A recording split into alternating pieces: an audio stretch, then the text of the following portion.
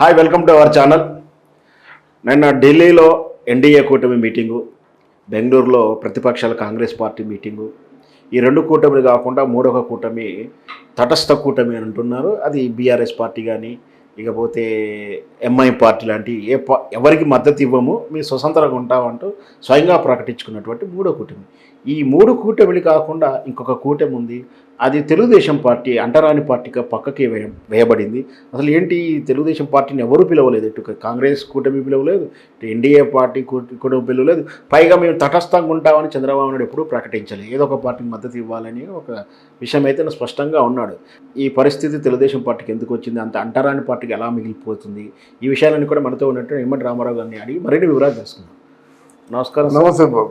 Sir, ఇప్పుడు 1983 NT Ramarao గారు అధికారానికి వచ్చిన తర్వాత ఆ రోజుల్లో ఉన్నట్టు కాంగ్రెస్ ప్రభుత్వాన్ని గద్దె దింపడం కోసం నేషనల్ ఫ్రంట్ అయిన ఒక సమీకరణాలు తీసుకొచ్చి ప్రతిపక్ష పార్టీని ఏకం చేసింది అదే మొదటి తరం.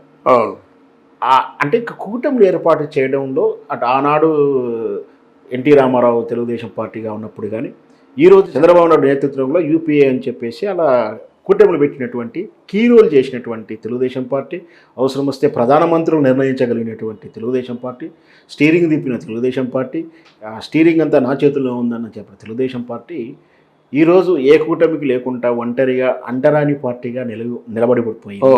ఏంటి ఈ పరిస్థితి? తెలుగుదేశం ప్రభ పడిపోయిందా, చంద్రబాబు నాయుడు ప్రభ పడిపోయిందిగా చూడాలి? చంద్రబాబు నాయుడు వైభవం తగ్గిందని చెప్పాలండి.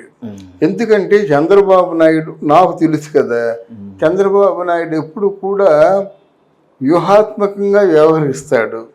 ఆ వ్యూహాలే కొన్ని సందర్భాల్లో బెడిసి కొడతాయి. అంటే ముందుగా తెలివిగల వారిని ఎవరు కూడా భయపడతారు, ముందు పక్కన బెడిసి కొడుతుంటాయి మనం వ్యూహాత్మకంగా. అమ్మో ఏదో ఉందని అంటారు, అది పాప ఏమీ లేకుండా అలా చూద్దాం చేద్దాం అన్నప్పుడు కూడా ఇక్కడ మీకు తమిళనాడులో కామరాజ్ నాడర్ ఉండేవారు అన్నమాట. అప్పుడు జవహర్లాల్ నెహ్రూ వచ్చి ఇందిరాగాంధీ వచ్చి పెద్ద ఒక పూటంతా ఎక్స్ప్లెయిన్ చేస్తే ఆయన ఒక్క మాట సమాధానం చెప్పాడు, పార్కలాం అనేవాడు. అంటే పార్కలాం అంటే చూద్దామని చెప్పడం మాట. ఆ తరహా రాజకీయ నాయకుడు చంద్రబాబు నాయుడు అన్నమాట. అందుకు మనసు విప్పి ఎక్కువ మాట్లాడే అవకాశాలు ఉండవు. అది కాదంటే మంచి విజన్ ఉంది, ఆ విజన్ని సాధించారు, అనుకున్నది సాధించారు, అది వేరే విషయం. కానీ ఇప్పుడు ఎన్టీ రామారావు నమ్మినట్టుగా చంద్రబాబు నాయుడిని ఎవరు నమ్మరు కదా.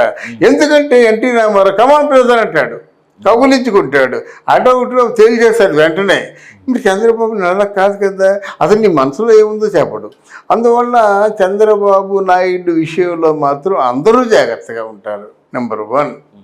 ఇకపోయినట్టయితే మీకు ఒక విషయాన్ని, చంద్రబాబు నాయుడిని ఎందుకు దూరంగా పెట్టారంటే మీకు ఒక చిన్న ఎగ్జాంపుల్ చెప్తా. ఏమండి, అద్వానీని మోదీ ఎందుకు దూరం పెట్టాడండి? ఎందుకు పెట్టాడు? ఒకవేళ అద్వానీ అంటూ సభలో ఉంటే మోదీ కనిపిస్తాడా?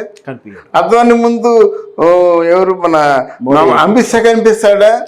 గనక ఎందుకు ఆయన మన ప్రత్యక్షంగా పార్లమెంటు రావడం, ప్రత్యక్షంగానో ప్రెసిడెంట్గానో ఏదో ఉన్నట్టయితే మిగతా వాళ్ళని చూసినట్టుగా ఆయన చూడలేరు కదా.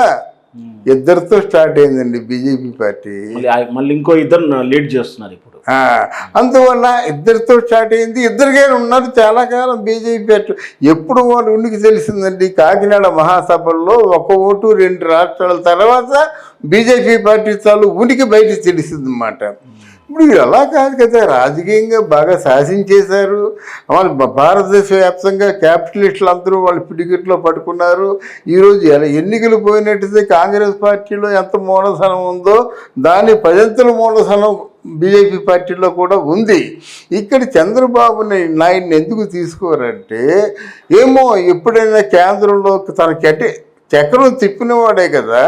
ఒకప్పుడు వాజ్పేయి కానీ లేకపోతే అద్వానీ దేవగౌడ భయం, 1 ఓటు తేడాతో దెబ్బతీశాడు కదా చంద్రబాబు నాయుడు. అందుకే దేవేగౌడ ఆయన నమ్మడు, అది ఎవరు నమ్మరు స్థితిలో నమ్మడు. ఇక్కడ ఏంటంటే ఉదయం లేచిన తర్వాత అద్వానీ గారు కానీ వాజ్పేయి గారు కానీ బాబూజీ మై క్యా కరు అని అడిగేవారట. నన్నేం చెప్పాడు చెప్పని చెప్పేసి. అరే మరి లోక్సభ స్పీకర్గా బాలయోగి మరి చంద్రబాబు నాయుడు చెప్తే కదండి ఆ స్పీకర్ స్థానాన్ని ఎంతవరకు ఎవరైనా ఉన్నాడు ఓన్లీ బాలయోగి. తర్వాత మరి స్పీకరే లేకుండా అయిపోయినాడు. తర్వాత ఆ స్పీకర్కి ఆలగార్భంలో కలిసిపోయినాడు. అది వేరే కదా, అది మనం చెప్పాల్సిన అవసరం లేదు. ఇక్కడ ఏమిటంటే చంద్రబాబు నాయుడిని అంటరాని వాడిగానే చూస్తారండి. పోనీ చంద్రబాబు నాయుడు వెనక ఏదైనా ఆకర్షణ ఉందంటే ఎన్టీఆర్ లాంటి ఆకర్షణ లేదు, పవన్ కళ్యాణ్ లాంటి ఆకర్షణ లేదు. ఒకవేళ మీరు ఎన్ని వేల కిలోమీటర్లు నడిచినప్పుడు కూడా లోకేష్ మాటకు మాట కౌంటర్ ఇవ్వలేడు. ఆ లోకేష్నే కానీ లోకేష్ స్థానంలో పవన్ కళ్యాణ్ ఊహించుకోండి, వాడు కొడతాడో తిడతాడో ఏమో, మొత్తం అగ్గి అలా మండిపోతున్నట్టుగా ఉంటాడు పవన్ కళ్యాణ్, కాలిపోతుంటాడు. మరి లోకేష్ ఎందుకు అందాం అనుకున్న మాట సరిగ్గా అనలేడు. అదేది పెద్ద బ్యాడ్ మాట ఆయనకున్న బ్యాడ్ ఏమిటంటే లోకేషే ఆయనకున్న బ్యాడ్. కేసీఆర్కి ఉన్నటువంటి ప్లస్ పాయింట్ ఏమిటంటే కేటీఆర్. అరే ఇంతకుముందు కేసీఆర్ లేదు తెలంగాణ లేదనుకున్నామండి, హరీష్ రావు లేదు తెలంగాణ లేదనుకున్నామండి. ఈరోజు హరీష్ రావు వెనక్కి వెళ్ళిపోయాడు, కేటీఆర్ ముందుకు వచ్చాడు. మాటలు చాలా మెచ్యూరిటీగాను అంకెలు లెక్కలతో సహా చెప్తుంటారు వాళ్ళు. కేటీఆర్ ముందుకు వచ్చారండి. ముందుకు వచ్చి మన భారతదేశ వ్యాప్తంగా ఉన్న వాళ్ళందరూ ఇండస్ట్రీస్ హైదరాబాద్ వచ్చేస్తున్నాయి. రేపు పొద్దున హైదరాబాద్ చెందదు కాదు. అరే ఏమిటండి 1,50,000 గజం ఇప్పుడు హైటెక్ సిటీలో దొరకట్లేదండి. అదే 1,50,000 గజం లేదు అంటే 100 గజాలు ఉండితే కోటీశ్వరుడు. అందువల్ల అంత డెవలప్మెంట్ మామూలు సాదాసీదా డెవలప్మెంట్ కాదు. అనుకుంటున్నారు నేను కాంగ్రెస్ పార్టీ వస్తుంది, బీజేపీ వస్తుంది, మళ్ళీ ఇదే తెలంగాణ పార్టీ వస్తుంది అన్నమాట.